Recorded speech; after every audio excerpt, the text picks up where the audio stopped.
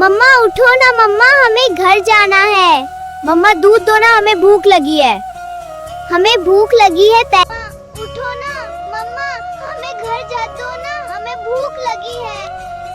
अरे क्या हुआ तुम्हें? तुम क्यों रो रहे हो? हमारी मम्मा मर गई, वो हमें छोड़कर चली गई। ओह मेरे प्यारे बच्चे, इन्ना लिल्लाह, तुम्हारी मम्मा अब वापस नहीं आएगी। इन्ना लिल्लाह, तुम्हारी मम्मा अब वापस नहीं आएगी। मम्मी हमें बहुत याद आएगी। अब से मैं तुम्हारी देखभाल करूंगी, तुम अकेले नहीं हो। मम्मा जैसा दूध।